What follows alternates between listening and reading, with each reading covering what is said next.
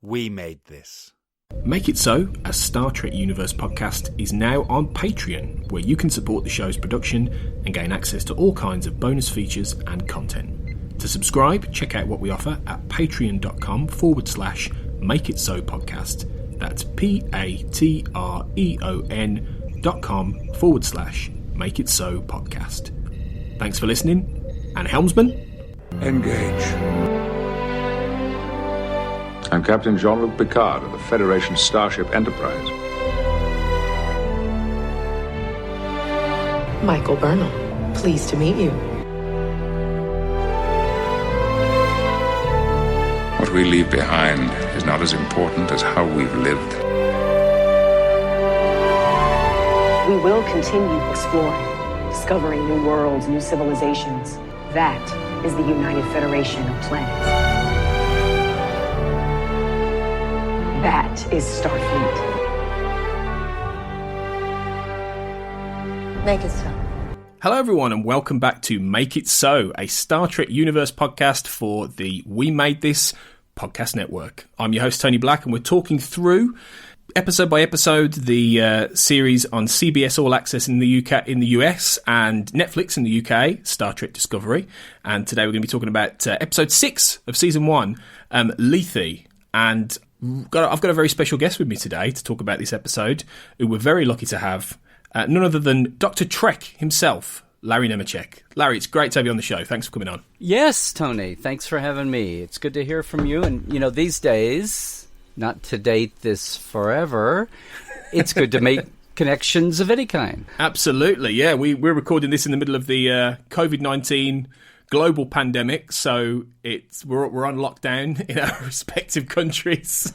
So yes. What better time than to podcast, you know, during an event like this? Me bunker, you know? Sue bunker. Yeah. Well, indeed, absolutely.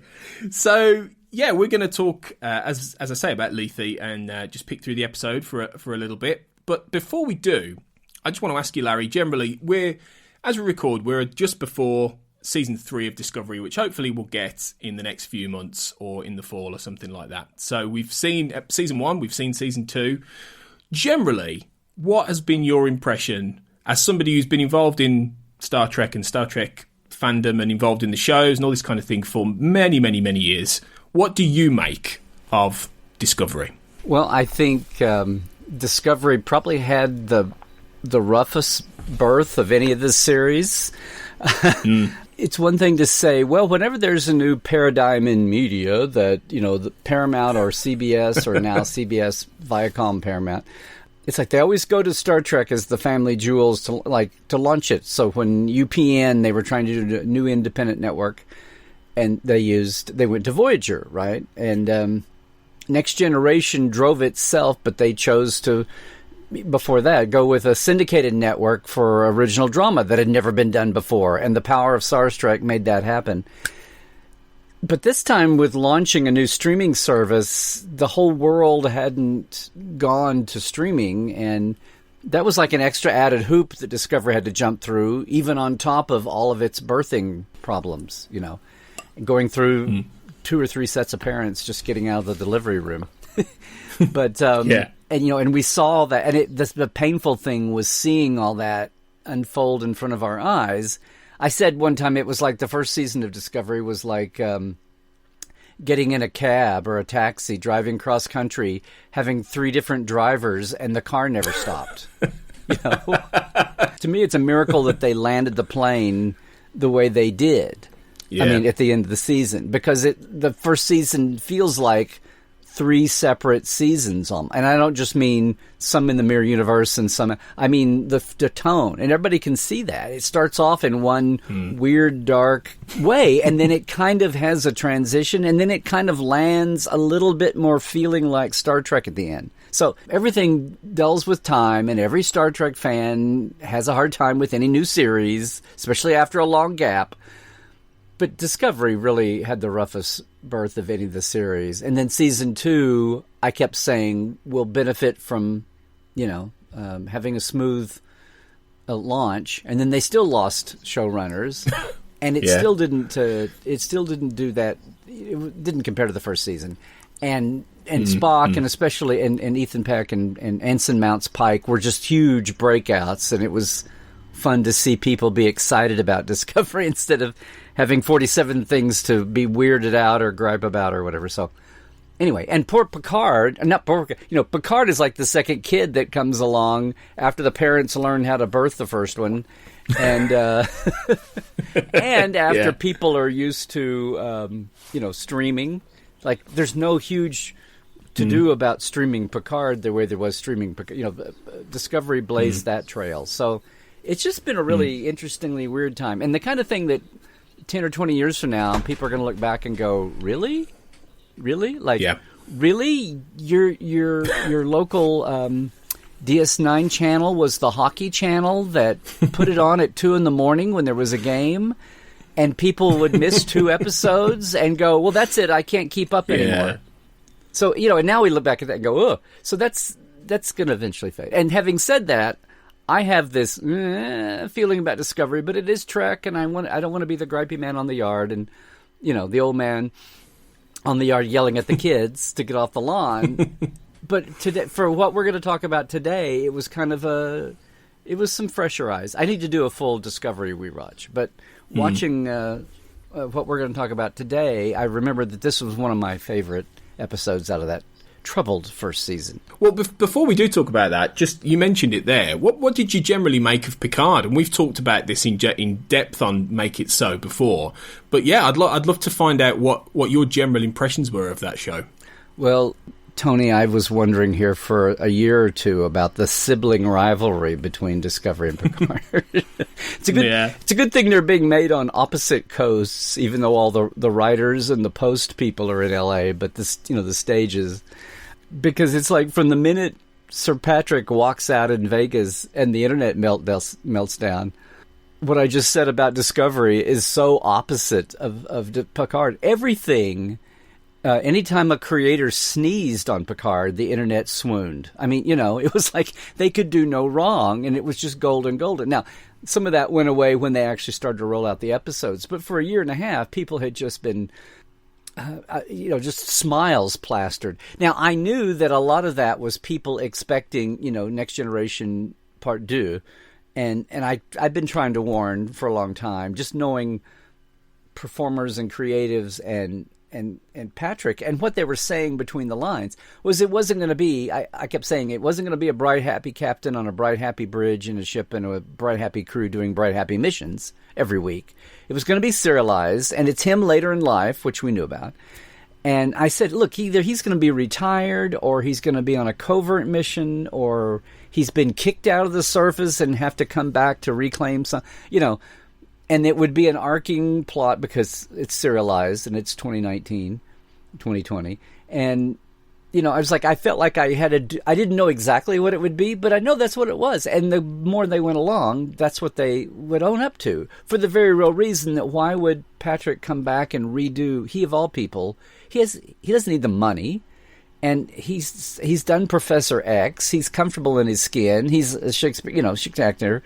He can get on and pull social media stunts, whether or not he's with Sir Ian, So he doesn't need to do it. So it's got to be a creative challenge. And knowing the actor, him saying, I want to do it again, but totally not like before, I totally got it. And it wouldn't have happened at all if that hadn't been if somehow somebody corporately had dangled a, like McCoy and dangled a reserve activation clause or something. He would have been, if he'd done it, he would have been like, griping all the way. But considering the fact that that's what he laid down as a caveat, and then the fact that they showed him in the writer's room and co-developing it, at least out of the gate, the concept. I was all over it from the beginning, but I knew that at some point there'd be this kind of like, now, wait a minute, that's not what I've been waiting for a year and a half. And there's been a little bit of that, but I think most people have gone along. And yeah, I can critique individual episodes and some things up and down, and it got very dark. And, some people, the ship porn guys are mad because there wasn't a Starfleet ship till the end. That kind of thing. Yeah. And then it was cut and pasted fleet, But yeah. Overall, I love Larish. Yeah, she was great. You know, I mean, there's many more pieces. And great seeing all 7 and, you know, Riker and Troy and Nepenthe and I'm not just wallowing in nostalgia here. I loved Kestra and Lulu Wilson. Oh my God, I want them to hold off on the Academy show until she can be one of the leads in like 3 or 4 years. Yeah, definitely. She only needs 3 or 4 years to get there. So that would be great. You know. Anyway, I'm totally happy with it. It got a little cute at the end. You know, I wish they hadn't. I guess it was inevitable. And here's the crew on the bridge for the flyaway shot. You know, kind of thing. But yeah. But no, overall, and the whole time I kept thinking, what are they going to do when this show is like getting more praise and numbers than Discovery? It's just going to, you know, it's like the first kid in the family that kind of, you know, the second kid is going to be the future president or the future prime minister of the family, and the first kid is only going to be, you know, an admiral of the Navy or something. It's like, yeah, you know what I mean? It's like, oh, okay. But we'll see. I'm very excited to see what season 3. I almost feel like the Brian conceptual things about being 10 years before Kirk and Spock, but not to judge him harshly because his original pitch was to be, you know, hopping formats every season. So it's almost like he put this out there before he could finish his idea. CBS All Access said sold, and he's like, "But you haven't heard the whole. I don't care. We're going to run with this, and I'll make it go." Yeah. But that's not what I wanted to, you know. So this fact that they've jumped ahead in time and they're taking this other end, I think it's kind of liberating and not in a sloppy, loose. We don't have to abide by canon way. I think it's going to be really interesting to see what they do with some elbow room to maneuver in, and maybe they can finally find their calling. You know, it's a storied 3rd season Star Trek series finally gets its shit together, but for a different way than before. The classic story, isn't it? I've said that a few times. But still, yeah, different reasons. And a short season. How it always We've works. really only had 1 season in real years. You know, yeah. 2 half seasons. Yeah. But no, I think you're right. It will be a very interesting season 3, and let's hope it doesn't completely get overshadowed by more Picard and the nostalgia and the fan favourite stuff, because it does have a chance to break out here, I think, and we'll hopefully see that happen. But before we talk more about season 3 on this show, let's do what we're here to do then. Let's go back and talk about Lethe. So Lethe was the 6th episode of season 1 of Star Trek Discovery, first aired on the 22nd of October 2017. Was written by Joe Menosky and Ted Sullivan and directed by Douglas Arniakowski. And in this episode, as Lieutenant Ash Tyler joins the Discovery when Ambassador Sarek is attacked by a Vulcan zealot on the way to a peace conference.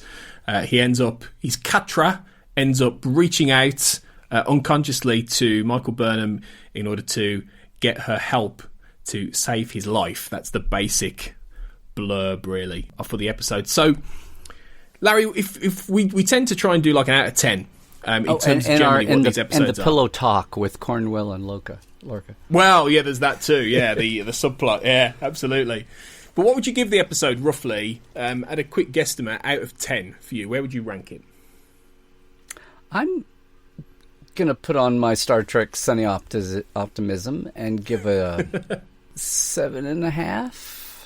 Yeah. 8? Yeah. Now, see, there's Star Trek Overall or Star Trek Discovery or Star Trek Discovery Season 1. What's the bar here? Wow. Well, this is it. It's up to you. Yeah. I think... Oh, it's definitely one of the best like episodes of the first season, I'll say that. Yeah. I agree. Yeah. Why would you go for 7.5 to 8 then? What is it about Lethe that stands out for you? Well, in fact, here's what I remember standing out to me about the whole first season. The entire revelation about... But here's the thing. Discovery's staked out that we're 10 years before Kirk and Spock. And then proceeded to kind of make us all want to be blinded by touchscreens and 3D holocoms where you can predict what the furniture is in the other person's room and sit in it. So... Yeah. So there was a lot that it's laying out new background. Okay, and I'm fine with the Klingons. I could say species diversity, and I'm okay with Burnham being the unspoken foster daughter. I mean, it took 20 years to find out about Cybok, and we still haven't gone back to him. That would have been the great deep cut that would have shut people up about Discovery. Yeah. If finally somebody had said, "Oh yeah," and then my half foster brother. Yeah. But this is the one episode, certainly the first episode, watching them week to week, and even looking back, until you got to the Enterprise and Pike and Spock and all that. But this is the first Enterprise where I really felt like Discovery gave us a whole new level to now go back and rewatch or reinterpret, original series and ongoing canon, and even into Next Generation because of the Sarek mind mails and the Sarek appearances with Picard. Because of the whole, oh my God, we knew from day one practically, Journey to Babylon, about Spock and Sarek. They didn't talk for, I keep forgetting if it's 14 or 18 years or whatever, but because of Spock's choice not to do the Vulcan Science Academy, but to do Starfleet. And then this episode puts Burnham in the same box, and you find out, oh my God, Sarek had a Sophie's choice, basically. It's like he's leaning, and it's, the more we go, sometimes I think this episode made me remember how unique a Vulcan Sarek was. I mean, we just out of the gate, we're just, well, yeah, he had a human wife. And then Next Generation even puts the cherry on top. Well, he had 2 human wives.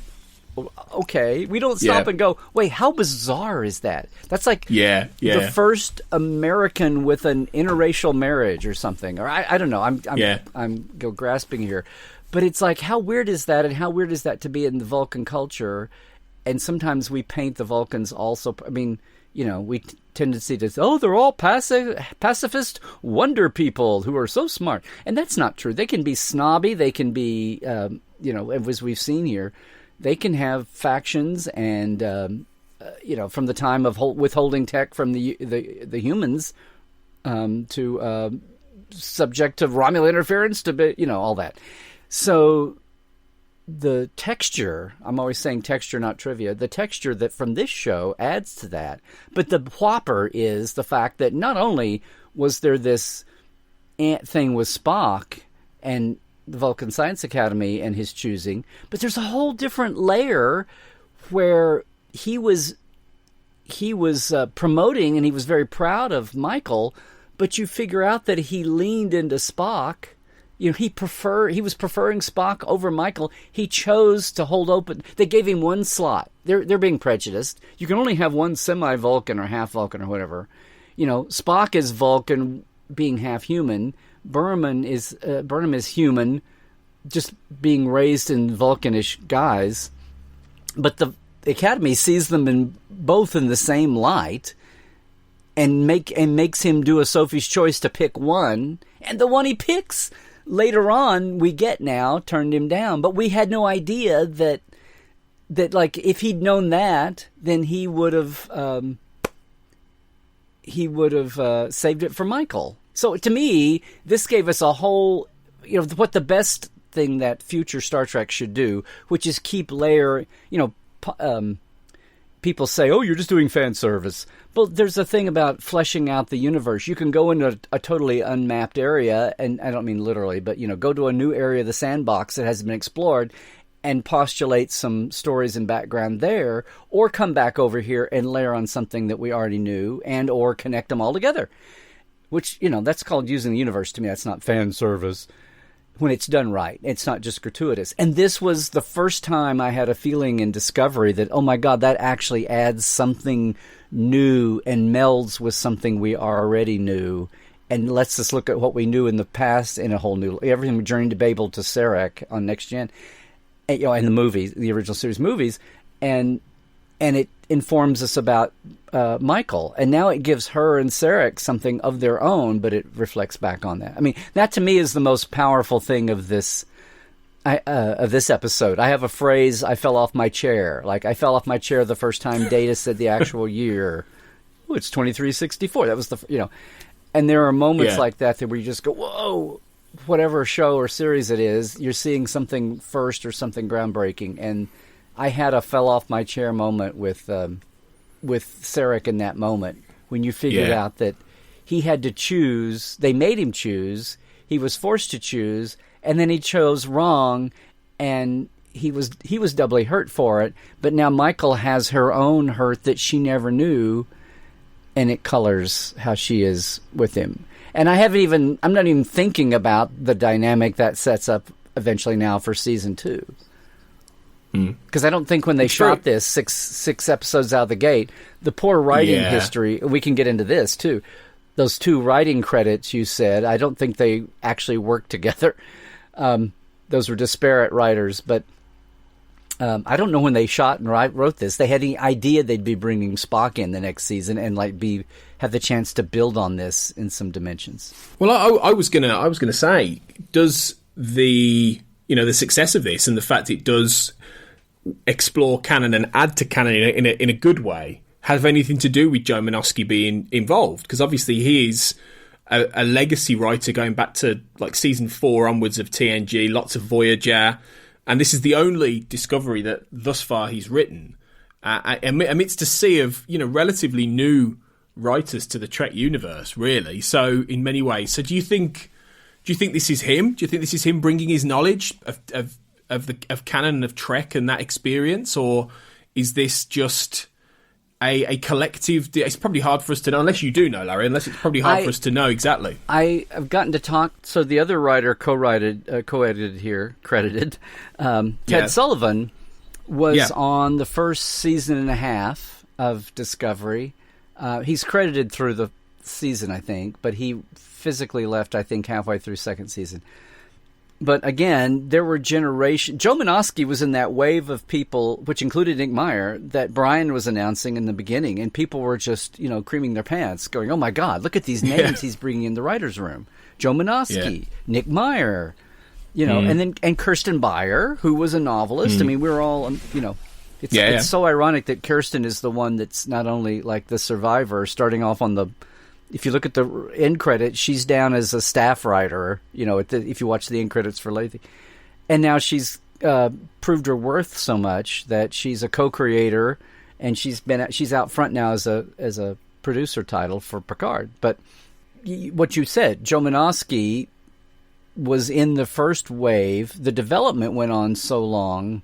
What I do know is part of the reason for all those titles at the beginning were people that had contractual credit. But it's not that Brian left and Aaron and Gretchen, who came in, who wound up being showrunners, and then themselves were, they had the scandal about screaming and budget, supposedly, the second season, like about a fourth of the way through. But it's not that when they came in, they, kicked out all of Brian's guys. They all... The poor development of the show took so long. People ran through like a year contract, and there was no progress being made, and they had other offers come along. They had other chances to work on shows, develop their own property. And all that first wave, pretty much all the first wave of writer hires, had nothing to do with Brian leaving early. There's a timeline that they just had to leave the show, and other people were being hired to come in. And the outline for the season and the earlier scripts were sitting there. And that's why those earlier scripts, they started shooting, I think, in January, February of whatever that was, 2017-ish? 27. Yeah. And even as late as October and November, when like Ted was being hired in, they were still having input on the pilots, much less what was being mapped out for the rest of the season. So that's part of why I say it. And I know that I did get to talk to Ted about halfway through the first season. I've not done any sit-downs with anybody since then, but just enough to see how those early months were crazy. Someday we will sing songs of the battle of Discovery's survival through adversity. Yeah. And Tony, if it had been any other series, if it had been any other project, if it had been any other project other than, being the flagship to launch a whole new commercial enterprise by a little entity no one ever heard of called CBS, if it had not had a three-way pressure point, if there'd been this kind of problem in development on anything else, they would have pulled the plug and, walked away. But it was Star Trek, and it had to launch this new series, and the whole world is watching. So, by God, keep throwing money at it until we get something on the screen, literally. Yeah. So, you talking about these two writers. Ted is a huge Trek fan. He can sit down and pop quotes and lines and titles, original series especially, into Next Generation and all, with the best of them. So maybe that's a reason between the two of them, even with like two generations of writers coming in and picking up, and molding it as it goes along, that does come through, that DNA is coming through, and that is the reason why it feels, maybe in these early episodes, this is one that feels like, there's a glimmer here, and there's always something actually resonates with longtime fans. Yeah, you're probably right. There's probably a mix of ideas and people involved in coming up with this, but it is, and let's get in and talk a bit more about it, because it is a really interesting idea. I think the idea that, using Sarek in this way, because obviously up to this point we've only really seen him a little bit at the start of the season when we find out the context that Burnham is his daughter, quote unquote, and that he brings her to Philippa Georgiou at the start of the season, and then we find out about the mind meld connection where they can. He gave Burnham some of his Katra when the Klingons bombed, when she was a child, bombed the school, and now she has this powerful telepathic link with him. And I think that went right past people in the pilot, and I think it did me. I'm going back through, and I want to get. I almost feels like part of this show is already kind of canon smoothing and retconning continuity, because a lot of people were bothered in the beginning. Forget the hologram, the 3D holographic comms where people are sitting in other people's furnitures across the galaxy. This is like Sarek and her. Totally, and I think a lot of people thought it was just a mind meld. But if there's a hint of it there, they really stress the point in Lethe that this is not a typical Vulcan long-distance mind meld. Or the fact that, like, when the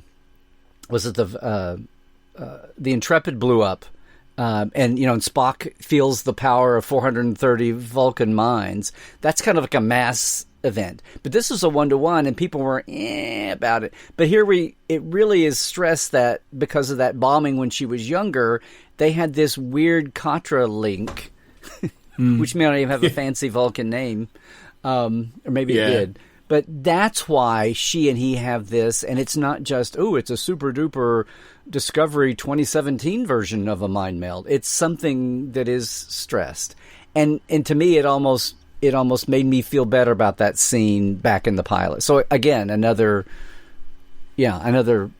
leveling here. And I had forgotten that until I did this rewatch for our talk today. So yeah. It feels to me a little bit like Discovery's really keen to sort of establish almost some new rules. I mean, we've just had the episode before this, Choose Your Pain, which has the tardigrade being released, and the whole explanation about the spore drive being part of this mycelial network, and that in order to tap into this, they had to exploit this creature. And the series, the first season seems to be very interested in that sort of mix between physics and biology, and this in itself feels like another sort of way of personalizing a biological connection that goes beyond sort of time and space, sort of in a different way to the mycelial network. But do you think that I suppose there aren't particular rules for the Katra, so do you think this is a stretch of storytelling, or do you think it actually fits quite well within Vulcan mysticism and what we know about this kind of stuff? Vulcan mysticism, I think we assume we know all about all these things with the hindsight of history. And, like when Star Trek came out, and your Katra, which is the first time that was ever mentioned, we went through the whole original series in the first two movies, and Katra didn't exist. So Star Trek 3 laid out, the Katra, and it was like, really? And the Admiral even there says, I think that's the first time somebody said, I don't know what to think about Vulcan mysticism. I think that was the first time that phrase was used. So it all kind of came together. And I know some people probably thought, well, that's a stretch too far, but most people went, huh, okay. It's it's one of these things that we forget with the accumulation of time. In the original series, as the show, everything basic was being laid out. Some of them were like, MacGuffins and, the Deus Ex Machina. Vulcans have a nictating membrane, so Spock is not blind.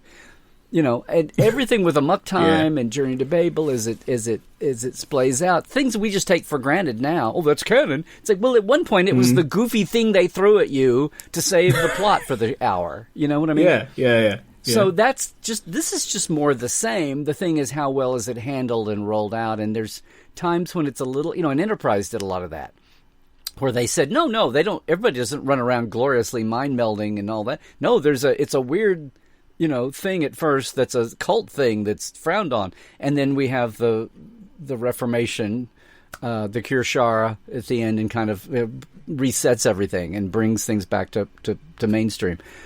So, that's healthy and that's good and that's texture. But just as fans watching show points over the years, we kind of forget that there was a point when everything was a wacky thing to get out of a plot, to resolve a plot dilemma.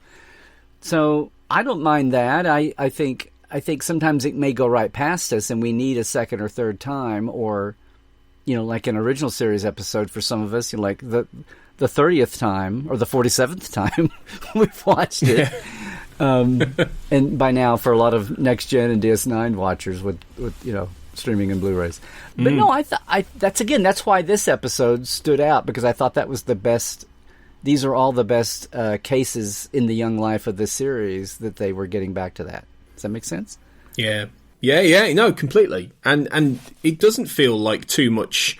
I remember thinking at the time when I first watched it, I was one of those people who wasn't sure, because I wouldn't say I'm too rigid, but I do like canon, I do like continuity, and I like things to sync up. But then I started thinking about it, if you don't. Everybody that makes canon into this thing, I keep trying to say, canon is just the guardrails. If you want to send your highway a certain way, you've got to have people on the road. Now, you may want to expand it, you may want to take it a different route, but whatever you're talking about, everybody has to be on the same road. If somebody goes off in the ditch or goes off the cliff, then that's kind of not where you're not getting where you want to go. So, yeah.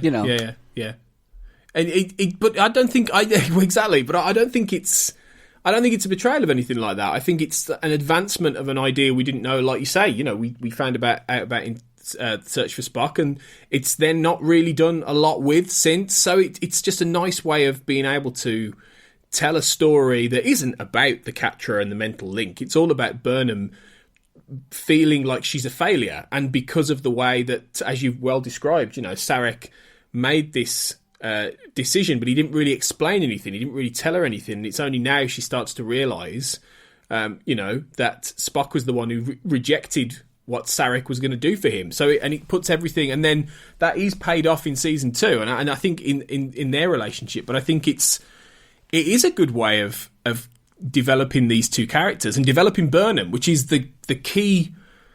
The key to this whole episode, really, isn't it? Even in terms of a relationship with Tilly, because at the start, when they're having their jog and they're talking about how Tilly wants to be a captain, Burnham is saying, you've got to be focused, you've got to be, going for this goal, and encouraging Tilly. Yet at the same time, because I've said before, I feel like the whole arc of Discovery, generally for Burnham, will be her getting back to a point where she's a leader and she's somebody who, has gone from this mutineer back to the point where she's Philippa Georgiou, and I think that's going to be part of. Yeah. And an episode like this is important to that. That's how I see it. She has to be good in her own skin, in her own mind. Yeah. Right. Comfortable. Yeah. Right. And going through this situation with Sarek, I think, is an important point for her in terms of her story. Yeah, it's definitely. I mean, I'm actually thinking now macro, not micro, and it is a foundational pivot point for her healing the damage. That everything spun out of control at the Battle of the Binary Stars for her, and putting those pieces back together. And since it was her whole Vulcan exposure, adopted culture that led to the battle and the spark of the battle in the first place, that's why she couldn't shut up and just let Georgiou do what she needed to do. And she'd been informed by Sarek.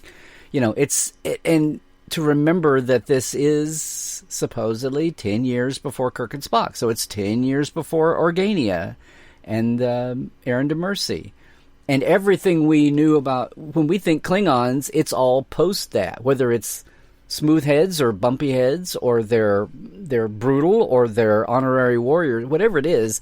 This is in the evolution of human awareness of all that. This is in that time, and they're bumbling around, with their relations, and they're leaning on the Vulcans just as much as Archer leaned on to Paul for Vulcan star charges or whatever. They're in a vacuum here.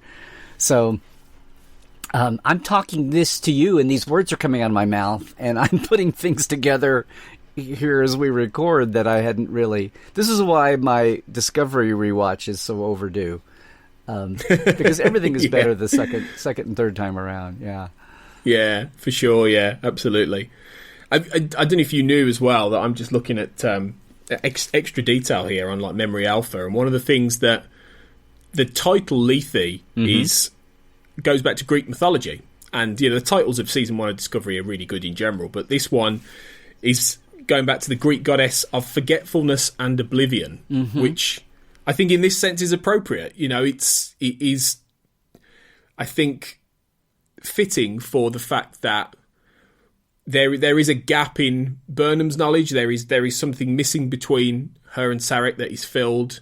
So I think it just, what I like about this episode is that it tells a fairly simple story within, and that was one of the issues with Discovery, in that I find it sometimes it does overlap a little bit. It isn't always clear to identify an episode in Discovery. Sometimes it's like, oh, what happened in that? Oh, there's a mix of things. There's something going on with the Klingons, something with the Spore Drive, something there. Whereas Lethe, it's definably the Burnham and Sarek mind meld episode, with some other things going on, sure. But it feels like it's its own construct. It feels, I don't know if you found this, Larry, but it almost feels, in a way, kind of standalone in terms of what it's trying to do within that run of episodes.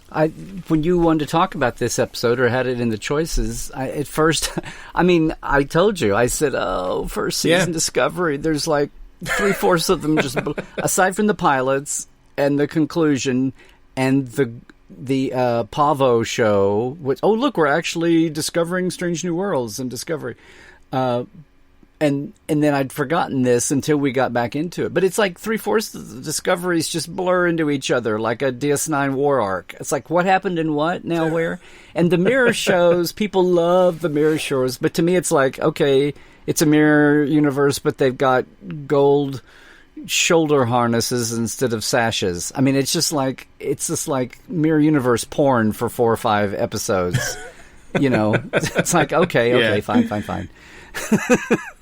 Yeah. But but this one does, like I said, really has a standalone quality to it, even though it's gonna be a setup. Now, and we're not talking about the Cornwell and Local bits. We're the introduction of Ash Tyler, and at the beginning they started off in the jail cell together, and then he's already grooming him to be his security chief, and there were some wince moments. Like, oh, look, it's a holographic battle simulation. And you're kind of going, really?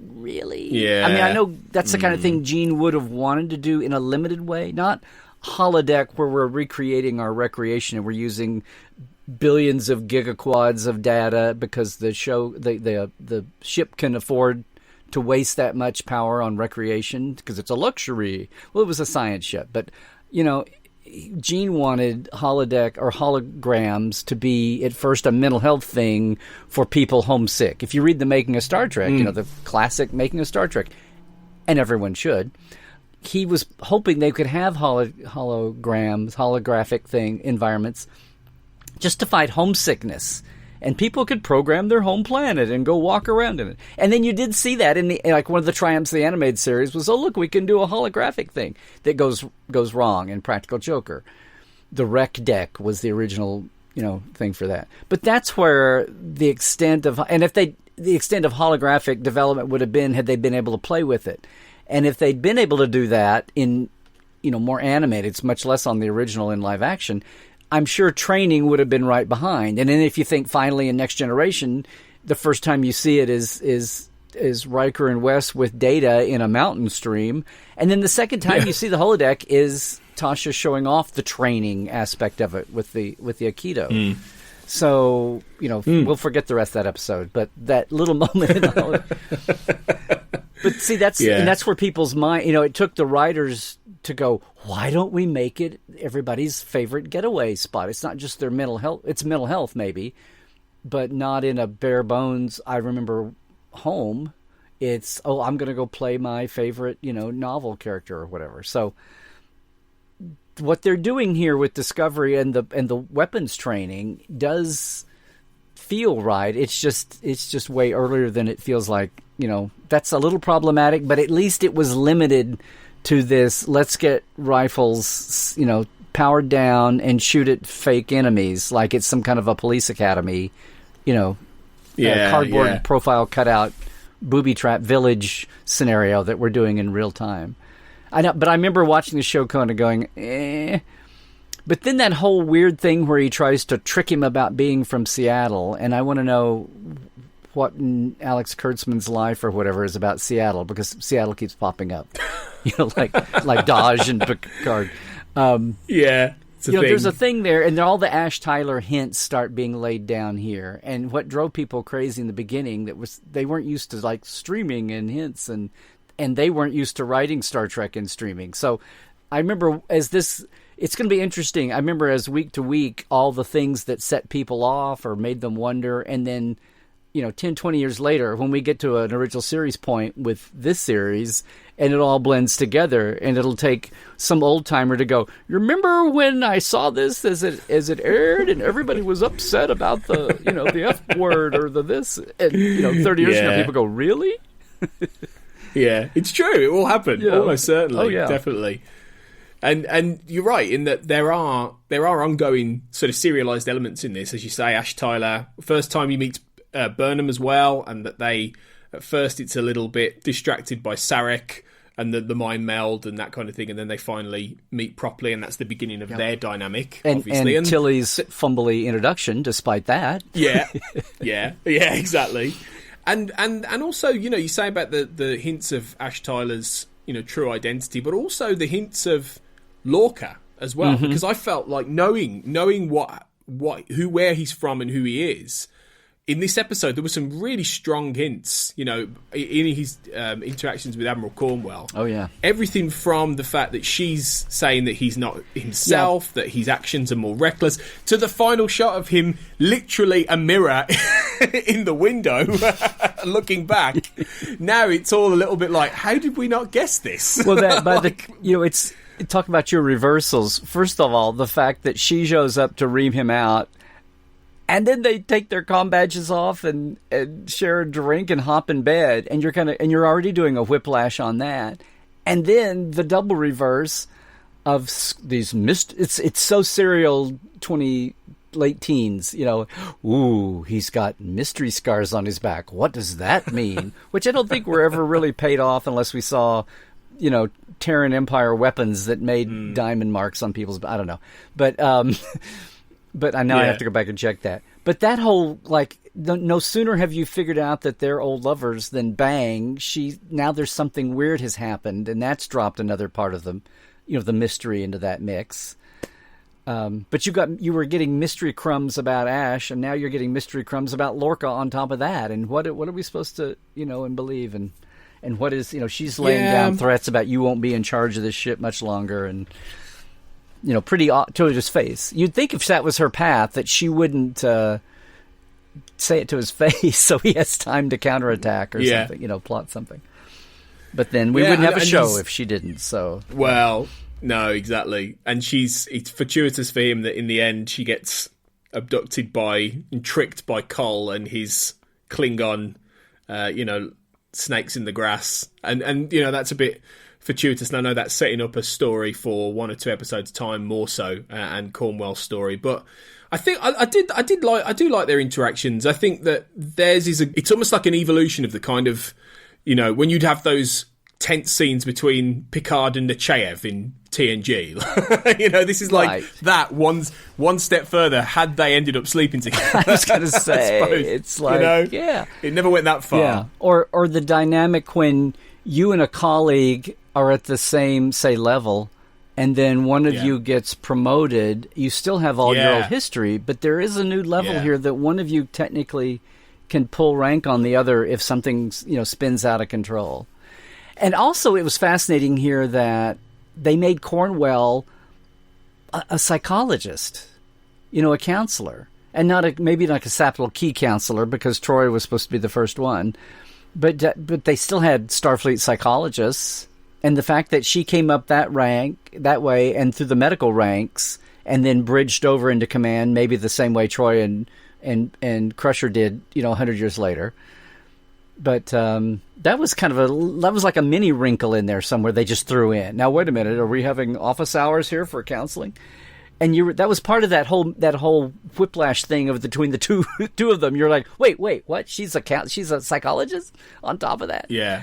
That was an interesting little a psychologist admiral. Yeah. Yeah, no, it was. It does add an extra dynamic to, I think those two are really good in terms of acting. I mean, Jason Isaacs is great. Jane Brooks really good in that role. And I think, I watching season 1 back, I appreciate that the show has to evolve and that Anson Mount was great in that role next season. But I think Jason Isaacs was great throughout this first season. Even when maybe the material wasn't always there for the show, he was just consistently great in that role and a really, the edgiest, most reckless captain ever seen in Star Trek. And I really appreciate, watching this back now, I really appreciate that even knowing what we know about him, but I really appreciate that character and that take and what they did there. Oh, yeah, and to know that he's got his native accent. He's trying to do this kind of dry Texas drawl thing through it all. All. I was going to say, before we leave this topic, we were talking about like the week-to-week reaction versus the time goes by, and I just want to remind everybody that at least some of us, the minute they announced these early titles, and they said the title of this was Lethe, and I immediately went, wait a minute, that was like one of the zombie assistants to Dr. Adams in Dagger the Mind remember the dark-haired, all the mind-numbed, people on Tantalus. It was. And I was like, wow, is there some connection? And I was looking at, and there was for about 5 seconds, there was this theory that Cornwell was going to wind up having her mind, zoned out, and that 10 years later, Cornwell was the Lethe that you saw with Adams. That's brilliant. I remember for about 5 seconds, or actually 4.7 seconds, rounded up. That was the thing floating out there. But then what I'd forgotten was that the Lathians were a mind-zapping race that Joe Menosky had set up for DS9. It's almost a shame that didn't happen with Cornwell, I think. And I seem to vaguely remember that, actually. That now you've said that someday theory. There are going to be whole books written about the week-to-week goofiness that went on for all the streaming era. Yeah, for sure. It'll be good. Yeah, I mean, that kind of sums up Lethe, really. It's those two kind of storylines. It ends in a point where there are, we're going to find out what happened to Cornwell, and that's going to carry on with and the Klingon War is looming in the background, and obviously Sarek and Burnham is unresolved. But I think generally, it's a strong episode. It manages to tell its own contained story. It fleshes out Burnham's character more. It fleshes out Sarek more. It fleshes out a lot of the characters, and it feels like a little bit of a pause after, a fair few episodes. They've had a lot going on in them, whether it's tardigrades and spore drives and Klingon wars and all of these different things going on, and Ash being introduced, and Harry Mudd in the last episode. This one almost feels like just put the brakes on and explore character. Yeah. It feels like a Star Trek. Feels like it explores character. Well, and this one, and I've gone blank on the episode, but the Pavo show, basically the main, where they're walking around the forest with the pink, the pink alien fuzz pollen flying around, and it's a blue-tinted planet, and they're shooting on location, and they finally get off the ship. Those are the two. If I just think of the Blur first season, I go, yeah, there were those 4 Mirror Universe shows, and then they come back, and there's a hot war, and then finally the last 2 or 3 shows, 3 different characters give a Star Trek speech. Burnham in one and maybe Saru in one and whatever. Yeah. And aside from those moments, the Sarek Michael Spock one, which is Lethe, and the Pavo one are the two that's, and maybe I'm being lazy here, but those are the two that like stand out in my mind, aside from the pilot, that which just, hit everybody like a wallop. But those are the two that like stand out that I can think of as a standalone-ish show. Yeah. I don't think you'd be on your own yet, Larry. I think, and a few people have said similar. Yeah, talking about Discovery. Yeah, absolutely. I think you're right. I think that there are certain points and beats that leap out, and Lethe is for many people the best episode of season 1, and I want to reserve judgment till I've got to the end of season 1 again, but it's definitely up there. I would say it's at least top 3 if it's not the best. I do want to talk about something else too. At the end, the whole ambush scene here for Cornwell, just as a funky little nerd moment here. So when I was updating stellar cartography for the first season of Next Generation, I made the list of all the new stars and new planets, and they talk about going to Cancri. Well, if you watch this show, it's so cool because just number one, on a production level, the Cancri aliens, the hosts that are going to, and they all get wiped out, right, by the Klingon assassins, and when she's taken prisoner, taken captive. It's so obvious that they're like humans. It's like they're wearing big character heads, which is kind of hysterical. But I'll let them go. It's like the equivalent of like the little puppets at the end of Cat's Paw. It's like those were puppets you could see the stream. It's like this is the other extreme. They're the big hit. I forget. There's a name for those you have in the UK, right? The goofy. They used to have them on Python. What isn't that a name? They're like vaudevillian or. I know what you mean. I can't remember. There's a name for those, but it was obvious that they're like human actors with these big heads on, which is hysterical. Yeah. But even more so, those were the Cancri, and they're going to Cancri. And it turns out that Cancri is the Latin form of Cancer, the constellation Cancer, the crab.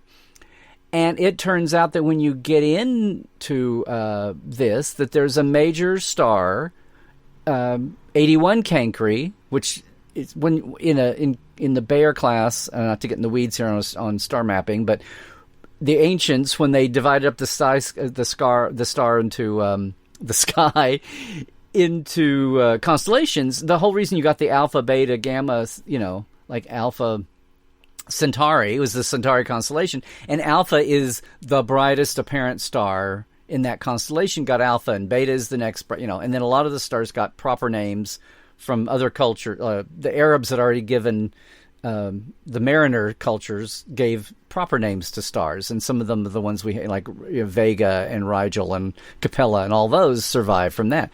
Anyway, and then once the telescopes got more powerful, and they ran through the Greek alphabet, then they started giving numbers. So when you see like 41 Eridani for Vulcan star, or here in this case, there is a star 81 Cancri, and I figured out really quickly by the scope, since almost everything in Discovery happens between Earth and Kronos, like along the border, and they're all in that area, it's very obvious to me that whoever wrote this, they were looking at stars rather than just invent some new, Fred's planet. They saw Cancri and thought that sounded cool and alien, or 81 Cancri, and they just dropped the 81. So when I updated the stellar cartography for the first season of Discovery, the last one, I just used 81 Cancri as this Cancri, and then everything that spins out from that, like the Eurydian Nebula is nearby, and Eurydia is nearby. That's the other thing that kind of cemented it. So we put the Eurydian Nebula there, and put Pavo next to it, because you're going to soon see that they got out of here and limped over to Pavo. And a couple of star bases. So anyway, it's like that's an example of how the whole real astronomy, Star Trek, fake stars, things overlap, and how not me, but like Mike Okuda set this framework up, but then Jeff Mandel and me, and now I'm kind of carrying on, keeping up with the updating of it. How that goes on. So just very cool how that whole little thing at the end, it was a throwaway moment. And who knows, we'll ever hear from the Cancri big heads again. But that was a cool little moment that, again, this generation of writers has been given a lot of background and licensed material, and as you see in the war charts in Lorca's Ready Room, they're using, our evolved, finally we have it standardized star chart system, which is very cool to have been part of that and see it on stage. And even here, the writers on their own, I don't know if there were 82 as advisors or Joe or Ted just went, oh, I'll just take this and run with it. But either way, it was cool that it's there to be preemptive, just the way that Mike and Rick's early tech notes were preemptive, for the next gen writers to look at a science thing and take that and run a situation and run with it. So there's a little real science grounding. But that was the other cool thing to me about this episode. This and the whole thing of Tilly being hardcore about her, getting to roll her eyes at the diet choices at the food slots. That was kind of about the burrito she doesn't want that Burnham says, no, you're going to have healthy food. And I think this is the first time we see head trip Stamets, just for his one major scene there. Yeah. So those are like evolutionary scenes, but the standalone parts, it did feel like a better sophistication of let's write a standalone story, even as we have arc points going along. And some of those little character moments, they got their moments. And Sarek climbing up with her at the end is just as much of a standalone moment. And it's very Sarekian for him to have done. Yeah. It is. And I think that's a good way of describing it. Yeah, like a combination of the new and the old in many ways. And Lethe's a really good example of how I think if maybe more of this era of Star Trek was written in this vein, where possible, I think people would have some legacy fans would have less of a hard time with some of it, I think. So Lethe's maybe the way to go forward for all these different reasons. Well, and it's been really nice to talk to you about this, Larry, and to have you on the show. It's been an absolute pleasure. So, well, thank you, Tony. I'd seen your logos flying by on the internet in all the ways, and I was tickled when you and I have all my Trekland projects and Portal 47 and a lot of things set up. Some of the new things we're doing now set up to try to be global, and I have. Even beyond just who we talk to on Twitter and Facebook, but convention hellos. But in real time, we have a lot of Brits and all over the UK, and Germans and Austrians, and even Aussies the other way. So I'm glad. I'm glad we worked this out. No, it's great. By all means, please tell us about what you're working on, what you're doing, particularly in this lockdown period that we're in, and where people can find Portal 47, Trekland, Trekland Tuesdays, and all these different things that you're doing. Let people point the way. Oh, yeah. Point the way on stellar cartography. Well, it's funny. There's a joke kind of because with the lockdown, the pandemic, and everybody stay at home, hashtag, that businesses and schools and churches and all kinds of events, conventions, cancel conventions, I've seen try to recreate some of their panels. Everybody, Skyping or Zooming or whatever they're doing to conference call to try to make up for that. And it's like, oh, these rookies. Like, I've been doing that for years. That's how Portal 47, my paid subscription fan background, I say it's like a mini-con all year long every month with all the features. That's how we've evolved. And it's like, well, the fans who have been part of that. And businesses have been doing this for a long time, too. I use free conference call, but it's when I first started doing it, I think I was probably one of the first things that used it where people did dread going because it was yet another boring office meeting. It was like, oh, something fun, hopefully, and interesting. And bringing, background Star Trek people to fans that they'd never see at a convention or in an interview, a lot of them. I say Portal 47 is for all the Star Trek fans who have no idea how much Star Trek they have no idea about after all these years. Yeah. So it's been fun to watch the world kind of find streaming when we're like, oh, yeah, well, we've been doing that. But that's why I'm so proud and excited about Portal 47, and it took like 10 years to figure it out. When the Viacom divorce happened and Enterprise went down and everything I was associated with in the old world kind of blew up, and we were in the middle of this cultural digital revolution and no one knew what it looked like, and we've had some time now for it to settle down. Thank goodness in time for the coming of Discovery and Picard, as that settled into a new groove and streaming and what that looks like. So it's been exciting to have Portal 47 and now to do the day tour. Someday, I know this is crazy, this is science fiction, Tony, but someday this whole global pandemic will be over and people can take, vacations and holidays again. And I'll get back to doing our Trekline Treks day tours around LA of film sites. And now we have some new Picard sites to add to the list. So that was something I got going that's on hold. But part of this whole thing, my little creative circles that I'm in, and the world at large, I think, has been very much, in fact, of stepping up to try to help people stay sane.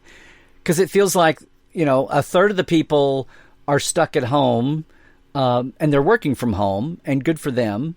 And a third of the people are stuck at home and their job's out the window. They've got a lot of income anxiety. And a third of the people do still work, and they're going out to do it, whether they're doctors and nurses or they're delivery people and stocking grocery shelves or whatever they're doing like that. And all of that is stressful for all of its ways. So whatever, Star Trek has always been our hopeful future, and even more so it feels like we need it now. So many people are at home and don't know about, aren't used to that, or they've got their kids at home with them, or, they're both spouses are home. So anyway, we've been trying to step up with some things. I jumped on and did a 4-hour marathon, just a roundtable for anybody. And then I opened up one night of our guest night, our last Portal 47 guest night, just to anybody to get on. And so here's two things I'm doing. I started Fridays at 3 Pacific, which means it's 11 p.m. your time. It's not horrific.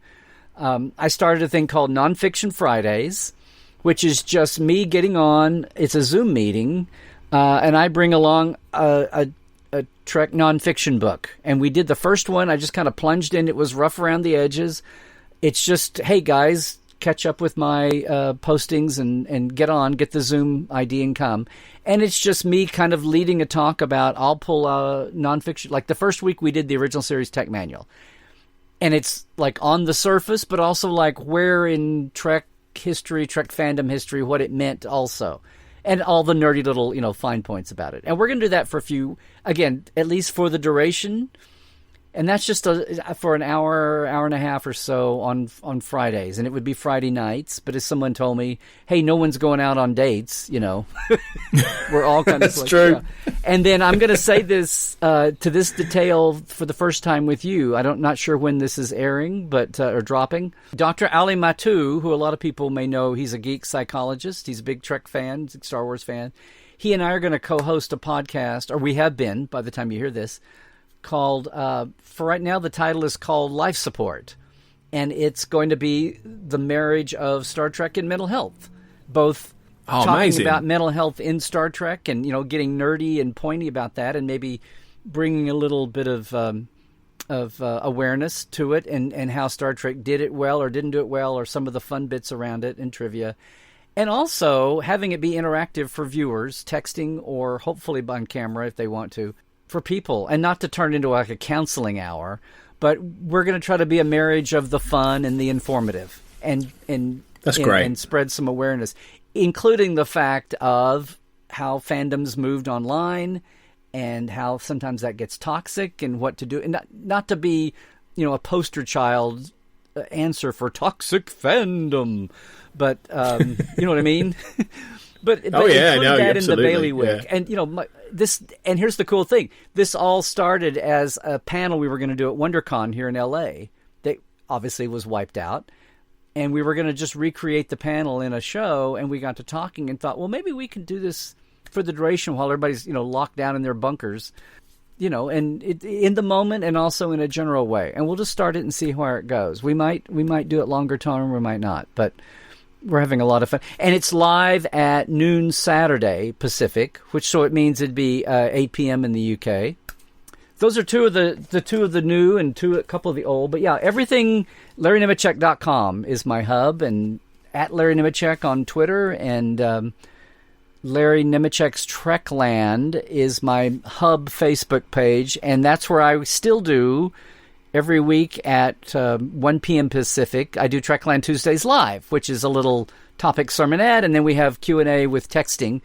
And I'm coming up on, I just did show 150, and I'm trying to expand that. So that's still happening, yeah. And then the Trek Files with Roddenberry, our little shorty weekly podcast there. We just started season 5. Yeah, oh, awesome. But no, that's brilliant. That's all fantastic stuff, Larry. And I'm so glad that you're still around and you're still doing all this stuff. I think everybody in Star Trek fandom really appreciates what you do to keep the flame burning and doing all these different things. Well, so I appreciate that, Tony. I know we have a lot of younger fans so everybody listening, if you've enjoyed anything I do, please share it, and I say share it downward, because we've got so many of the TikTok generation that I don't think even know what's out there that Grandma or Uncle Fred or whatever are doing.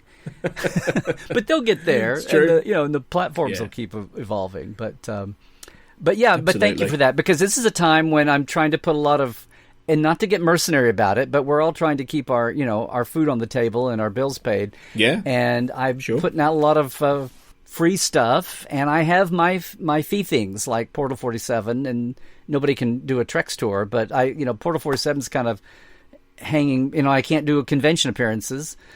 So if people are intrigued by my mini con all year long, it was tailor made for a time like this.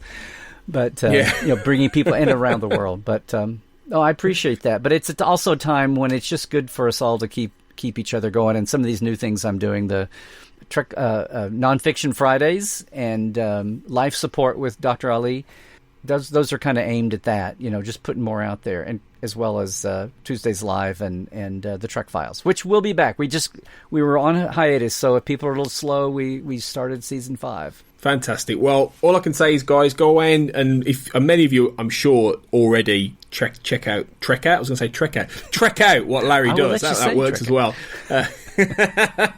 But make sure you do if you haven't already, because it's all fantastic.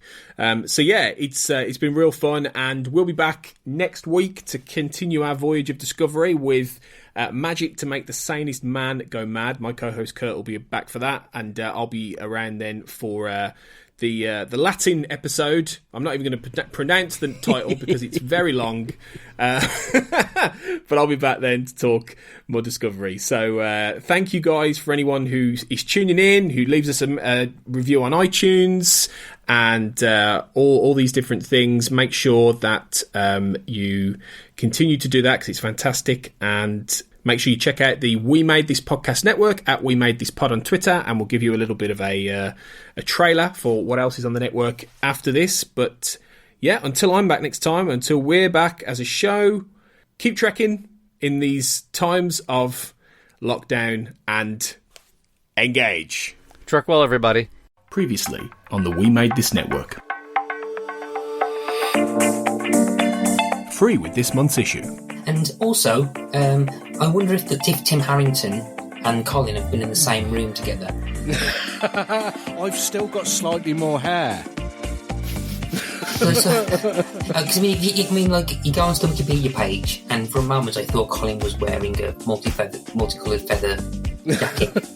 I am. Yeah, I am. Yeah. If you were on a Skype call, you'd see that. But I'm not in Les Savvy fan. Cinemortuary. A lot of interesting things with that mechanic, couldn't you? I'm sure the sequels probably play into it. Like, if it's not your turn to die, people just jump out of planes and shit and they're fine. Yeah, that's a good point, actually. That'd be a good one. Yeah. If I read a game, as a character, would you risk that in case it was your turn? In case there's like some information you didn't know about someone else has been saved, therefore it's your go now. I mean, if I knew it were going to come eventually, I would absolutely get some knuckle dusters on and fight my way into the White House just with my fists. Just like, I mean, if you're going to go out anyway, just like man in polo neck charges into White House, takes down 300 Secret Service, shits on Donald Trump's face and kills him by slamming his head in a drawer.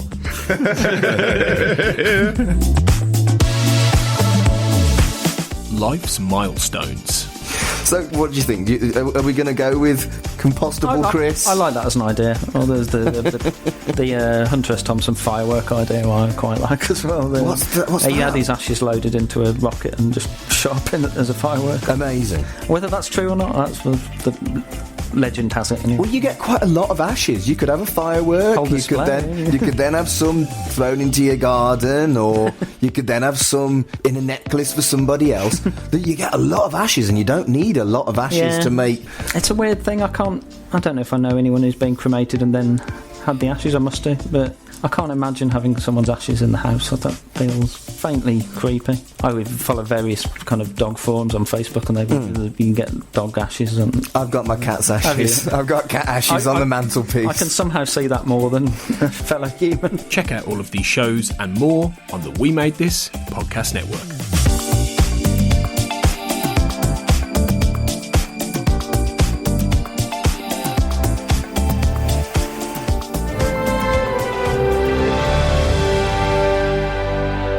Make It So, a Star Trek Universe podcast, was created and is produced and hosted by Tony Black and Kurt North. You can find the show on Twitter at Jean-Luc Podard and on Facebook in the Make It So, a Star Trek podcast fan group discussion group. Check out the We Made This network at We Made This Pod on Twitter and on Facebook by typing in We Made This, and you can find all of our shows on our website, wemadethispod.com. Thanks for listening.